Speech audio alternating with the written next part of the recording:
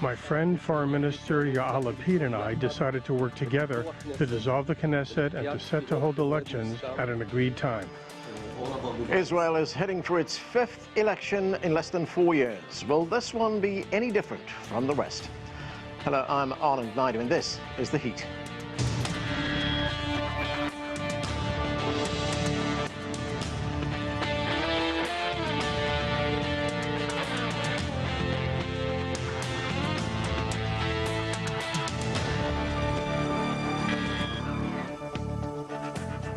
Israel's governing coalition will likely vote to dissolve parliament on Wednesday, bringing down the government and sending the country to its fifth election in 3.5 years.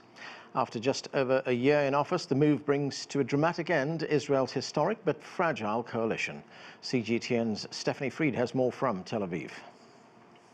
Israel's outgoing Prime Minister Naftali Bennett led the most diverse government in the country's history, made up of 8 parties, representing the left, center, and right. But that diversity and a razor-thin coalition majority led to the government's demise, as coalition members increasingly either clashed over ideologies or dropped out. In late June, Bennett called to dissolve the government, preempting an expected move by the opposition to bring his government down. That means Israel heads to the polls come October or November. Israel's current foreign minister, Yair Lapid, will replace Bennett as prime minister in the interim until the next vote. Bennett says he's taking a break from politics and won't run this time around, but that could change. Lapid says he's in for the next race. Opposition leader and former Prime Minister Benjamin Netanyahu will also campaign, despite the fact that he's been indicted and is on trial for corruption. Could King Bibi, as Netanyahu's supporters refer to him, make a comeback? The polls show his Likud party is ahead, but doesn't have the majority needed to form a coalition. But neither does any other party. Hence, unlikely mergers that repeatedly lead to dissolution. As Israel grapples with rising inflation, rising tensions with Iran, and the ongoing conflict with Palestinians, the country's revolving election door could lead to turmoil. Stephanie Fried, CGTN, Tel Aviv. There is much to talk about. Let's get to our panel. Ruthie Bloom is a columnist for the Jerusalem Post and Jewish News Syndicate. Khalil Jashan is the executive director of the Arab Center in Washington, D.C. Also with us is Sarah Yael Hershon. She focuses on Israeli studies as a visiting assistant professor at Northwestern University. And Mitchell Barak is an Israeli pollster and political analyst. Welcome to all of you. Mitchell Barak, the Bennett-Lapid coalition was formed just over a year ago, and it consisted of 8 political parties, as we just heard from our reporter. Those parties including right-wing liberal and Muslim Arab partners. Israel has had a lot of diverse coalition governments in the last few years. What was the reason that this government fell? Well, the first reason that it fell was the prime minister's own party. I mean, he successfully leveraged his 7 parliamentary seats, which is not a lot, to become the first prime minister in a rotation, because he, said he has 2 options: either, lead as prime minister of this very diverse coalition or work with Netanyahu, which is what he preferred. The problem is he wasn't able to bring his own party members. His 7 seats became 6 when he started, and now he's down to 4. So he wasn't good at managing his own political party, because his party called Yamina, which means to the right, he took that electorate and really moved them to the center without really being so much of a leader as convincing those members of Knesset and that constituency that this was a good move, because many of them felt very, very uncomfortable with those people in government. So it was a very, very diverse coalition. So that definitely was historic, that you had right and left political parties, that you had an Israeli Arab party by Mansour Abbas for the first time. So they did accomplish something by being together, by lowering the tones, of diversity. They were able to pass a budget. They had certain other successes in foreign policy and with the economy, but politically they just couldn't hold it together, and chipping away at them was Netanyahu. who was a very, very fierce opposition leader, and he just would not vote with anything with the government and caused the government to collapse. I mean, they're leaving on a particular issue, which is a dangerous issue, which is that Israeli law on July 1st is not extended to the residents of the West Bank. Right. But did not want to take that chance, and dissolving the government, stopped the clock in that regard. Mitchell, let's listen to the views of two Israeli voters. Yeah. I think it's been way too long in coming. That's what I think. We've been waiting for this for a very long 12 months. Who's going to be next? I don't know, but I do know that this wasn't working. First time in the history of Israel that you have a good government with Arabs, with religious, non-religious, working, and because of this sort of politics, nowadays we have to go to put more money in the elections instead of work, instead of go on building this country. It's really, really a pity.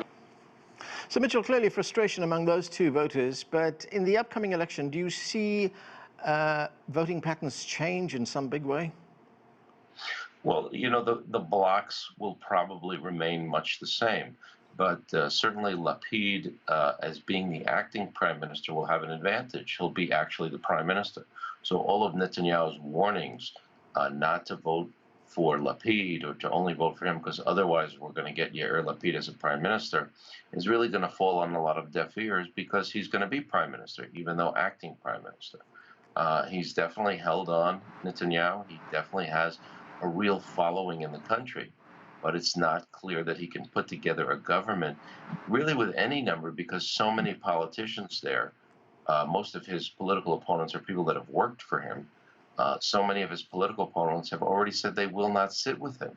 I mean, Lieberman has said that with his party. There is under no circumstances will he sit with Netanyahu. And there are a number of parties there. Now, if Netanyahu would decide to leave politics and the Likud would put another candidate as its leader, either before or even after the election, you could have a wide-ranging government. But as long as Netanyahu is there, it's going to be very, very close. And he's really going to have to see if he can do it with the religious parties and the existing parties. So many of him will not work with them, including Benny Gantz. It's unlikely that he will ever work with him again, having signed on to a government with him where he was supposed to become prime minister during the rotation. And then Netanyahu, did not, stand up to his end of the bargain. So it's not clear that that there will be any change, and there are people who say, as some of the viewers, that the government actually accomplished things, and it was a diverse group of Israelis working together. Right. So that will be one question. Okay, Khalil Jashan, let's talk about one of those parties that was in the coalition, the Arab political party, Ra'am. They won 4 seats. They joined that coalition, and these parties were united by their common opposition to the former Prime Minister Benjamin Netanyahu. Do you see Ra'am or any other Arab political party being part of a new coalition? There are quite a few scenarios actually anticipated with regards to this election, whether it will happen on October 25th or November 1st. First of all, the future of Ra'am, based on the experience it has had and the minimal achievements it has made being part of this coalition, I'm not sure it's going to make it. So many polls show it as failing, if you will, the threshold, the minimum needed of 3.25% of the votes in Israel. But it might make it if the Islamic movement in Israel, which it belongs to, remains intact. But the last 24 hours, I see some signs that some of his colleagues within that movement prefer to go back to essentially a larger coalition, what is known as the joint list, and present a joint Arab coalition together so that, first of all, they can survive individually as lists, and two, that they can bring in more votes. The experience has not really been welcomed among the Arabs in Israel. It hasn't really achieved a lot of victory. It has achieved attention for Mansour Abbas, unknown dentist, all of a sudden becomes a key player in Israeli politics, somebody of an Muslim brother background, which is ironic to become part of a Zionist-based coalition with a Zionist agenda. So a strange marriage of convenience unseen before in Israeli politics. Minor budget achievements, but nothing else. Khalil, you say their contribution was minimal, but do you think they brought any tangible benefits by being in that coalition, either to Arabs living in Israel or to the Palestinians living under occupation in the West Bank and Gaza? Not at all. I think basically if you were to ask Mansour Abbas himself that question, if he were with us on this panel, he would say essentially that there were some economic achievements. And as I said, minor economic achievements in terms of raising certain ministries or certain programs budget going to the Arab sector of Israeli society, I would agree. But beyond that, nothing else, and only in a minor fashion. The inequalities that characterize Israeli politics in terms of Arab and Jew continue today worse probably than they were before this coalition rule. So very few Arabs necessarily are gung-ho in Israel about the achievement of Mansour Abbas over the past year. Sarah, we just heard a moment ago that Israel faces a number of challenges ahead of this next election, one of them being the economic challenges that the country faces. It also has regional security concerns. There's been no headway in trying to resolve the dispute with the Palestinians. Why do you think this government decided to dissolve itself? I mean, who benefits from this politically? Well, I think the party needed to dissolve, or the government needed to dissolve itself because Naftali Bennett, as Mitchell has alluded to, had no party discipline within Yamina, and he was facing challenges within his own party as well as externally, and there was no way that the coalition would actually survive another day. So he needed to dissolve the coalition for those reasons, but also, as Mitchell alluded to, this upcoming deadline on the settler bill regarding their status in the West Bank. So Naftali Bennett, I think, decided to fall on the sword of his prime ministership in order to save the settlers and to ensure the continuation of their rights as Israeli citizens in order to facilitate the extension of that bill, which would expire at the end of the month had the coalition survived and not voted to renew it.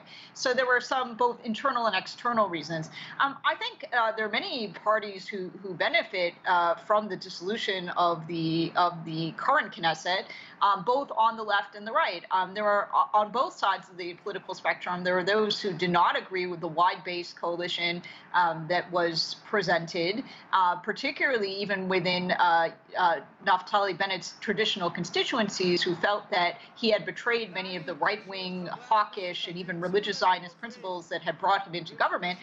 So they were very eager to see the government dissolve and give another crack at perhaps instituting a different kind of government. But I think there was also disaffection from the left that Naftali Bennett continued to push to the extent that he was able his own agenda, and this was created a great deal of consternation for those parties interested in moving the Israeli-Palestinian conflict forward, and other domestic issues, including economic development, particularly in the wake of COVID-19, where there's been a substantial drop in the standard of living, and those who've fallen into poverty in Israel during this time period. So there are many who benefit, but there are also many losers. I think that this was the most broad-based coalition in Israeli history, one, of course, that included Arab Israelis within the governing body, which I think is an enormous achievement, symbolic but also substantial, because they did pass a significant budget dedicated towards crime and development in the Arab sector during this period of time. So there will be both winners and losers here. Ruthie Bloom, let's talk about Benjamin Netanyahu. He's not in the current government, but he's not a politician that can be easily discounted in Israeli politics. He remains on trial for corruption, but this is what he had to say after this dissolution was announced. Let's listen. After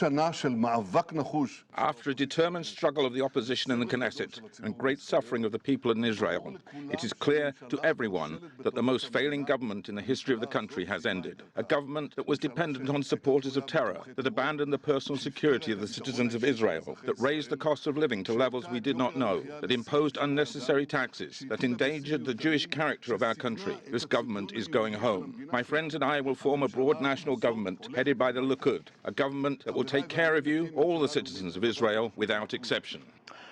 So, Ruthie, could the fall of this current coalition signal the return of Benjamin Netanyahu to national politics in Israel? Oh, it certainly could. First of all, he's still in national politics. He's the head of the opposition. You know, Americans get confused because they say, is he going to make a comeback? He hasn't left the parliament. He's the head of the opposition. But as Mitchell Barak pointed out, at the moment, as things stand, even if he does well at the moment, according to the polls, he cannot form a coalition. This could change by the time of the election in one of two ways. One is that the traditionally lazy Likud voters, and I say lazy in air quotes, because many of them are known for not turning up at the ballot box, and for a number of reasons. Now, because of the chaos that's been going on for the past year, it's possible that the Likud base will be energized and will not stay home on election day, including people who live abroad and fly back to Israel to vote. Anecdotally, I've heard that is happening this time around. In the last 4 rounds, Israelis got weary of going to vote, and you can understand that. But this time, I think because the government has been in power for a year and has been really putting down Likud in every possible way, the base could be energized. But the other thing that could help Netanyahu is that the left went too far. The left went too far, and the right to the right of Netanyahu split. So we'll see.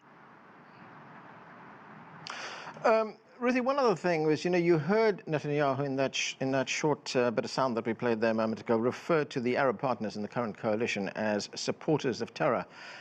What do you make of that, and does that discount any Arab participation in a coalition that he might be called to form at some point? Okay, so first of all, let's get this straight. He's starting his election campaign. Okay, that was an election speech. You should have heard Bennett a year ago saying exactly the same thing. And Bennett saying exactly the day on the eve of the election, read my lips, I will never sit in a left-wing government, and I won't serve under Yair Lapid. So, these guys, they talk. So, first of all, the revolutionary aspect of Mansour Abbas and the Ra'am party is the following. Mansour Abbas took his life into his own hands by saying that from now on, he wants to have a place at the table in order to help the community he serves and not the Palestinians, because the Joint List has spent all its time fighting on behalf of the Palestinians instead of the Arabs, the Arab citizens of Israel, who need proper services. And there's a huge problem of internal violence. And Mansour Abbas came out and said, I want to be part of this so that I can solve the problems of our community.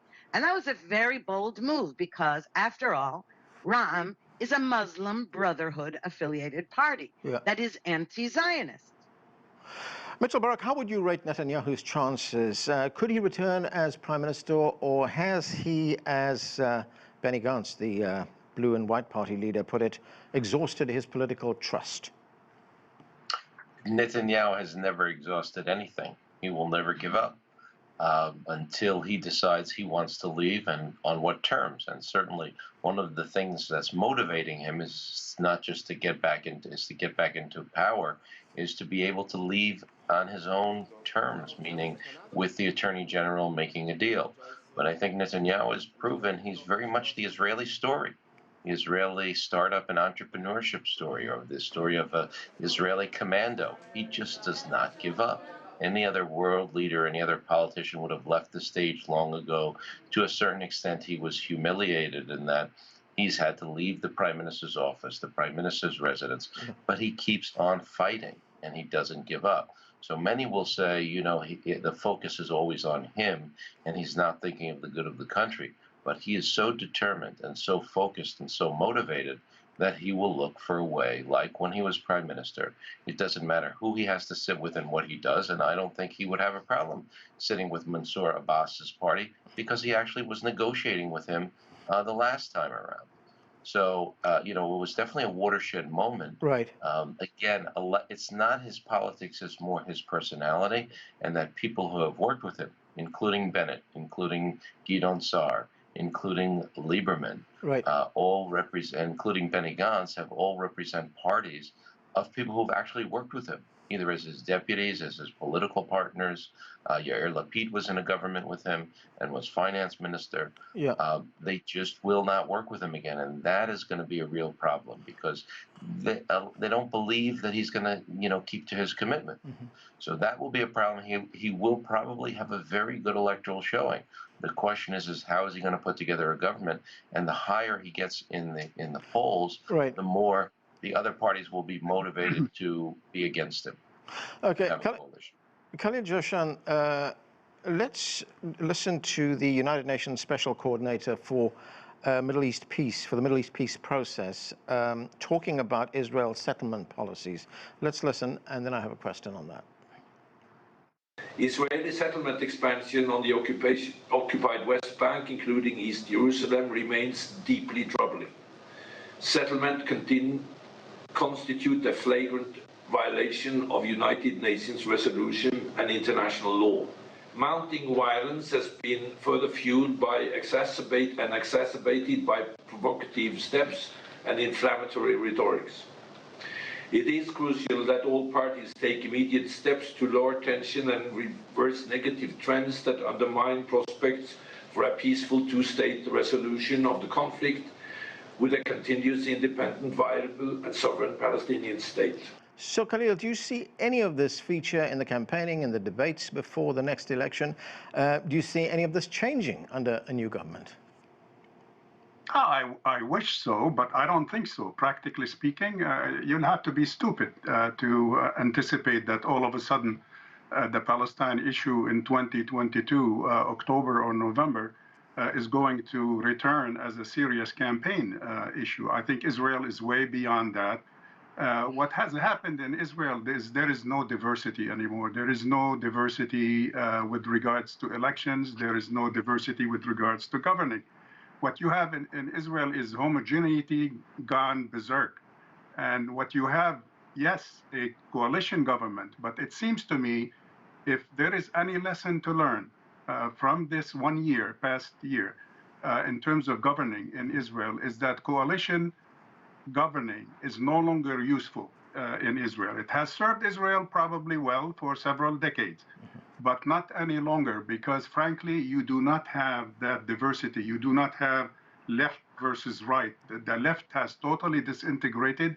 What you have is essentially a right-wing society with few minor partners that it needs to kind of exist for, few months or a year or two to survive and pretend to be governing. So coalition governing is no longer the name of the game in Israeli politics. As a person who grew up in that society, I can tell you it's no longer the same concept that we witnessed in the 50s and 60s, even though there were some ideological differences more pronounced than today. But the country was not of the same political color as it is today. Sarah, what do you make of Khalil's point there that when it comes to the Palestinians, or indeed when it comes to other parts of Israeli policy, especially foreign policy, that there is no diversity in Israel? I think there is diversity in Israel. It's just very hard to have that represented in the parliamentary process, which is a very messy and difficult arrangement, especially with a threshold of 3.25%. There are many parties that run for Knesset that represent a wide range of ideological viewpoints that just don't manage to get over the threshold. I think that there's also an issue today in Israeli society in terms of access to media. One of the questions of Benjamin Netanyahu's corruption trial is the way that he tried to manipulate the voice of the media to represent a specific point of view. And there has been a change in voting patterns. I mean, the way Israel votes is what it wants to see in the world, but I don't think that that's necessarily representative of the fact that they don't necessarily want to have peace with the Palestinians, that they don't want to have better arrangements with regional partners. And if you don't mind, yeah, sure. Something here. Go ahead, Sarah. Yeah. Finish, and then I'll They don't want to have a better relationship with the United States. But I think it represents the fact that Israel, it feels it's very much at a standstill in negotiations on many of these issues, and they're trying to find ways to bring that forward, but that isn't always necessarily represented in the parliamentary debate because there are many obstacles to peace on all these fronts. I would add that I think that President Biden's trip to Israel, the upcoming trip to Israel, may actually backfire, and that his closeness with Yair Lapid, that may be perceived as part of this visit, may actually inspire more voters to support the right-wing bloc, Benjamin Netanyahu. All right, I want to get to Khalil very quickly. Khalil, your response? I was just going to explain that diversity does exist everywhere, but again, diversity with symmetry is what's needed for coalition government process. I remember the days when it used to be basically the left would have only 2 or 3 seats maybe beyond what the right has, and then they would establish a coalition between 2 symmetrical, if you will, groups. You don't have that today. There is no diversity, and there won't be in October or November. Okay. Because right now, as Mitchell would tell you as a pollster, that Netanyahu is expected to get what? The Likud maybe 35, 40 seats as of today if elections were held today. And that's 15 more than what Lapid will get. So you can't have a symmetry between these two. You cannot have a coalition government anymore. All right, I am rapidly running out of time, and I'll get to Ruthie Bloom very quickly. Ruthie Bloom, the Foreign Minister, Yair Lapid, he will be serving as interim leader before the election. Will that help him in any way before the next election? Well, as Mitchell pointed out, being the incumbent is helpful in many ways. In other words, he is the face of the government. It will also hurt him because Lapid and mainly the people who support him have been on a campaign to vilify not only Netanyahu, which is legitimate since he's the competition, but anybody who votes for Netanyahu. It's very similar to the way the Democrats called Trump supporters deplorables. It's gotten very offensive to the point of Lapid backers saying that Likud voters and Likud party members are not intelligent and not cultured and all that. So, that is going to hurt him, actually. Okay. All right, Ruth, thank you. We have run out of time. Thanks to everyone for being on the show. That is it for this edition of The Heat. I'm Anand Naidu in Washington, D.C. Thank you for watching.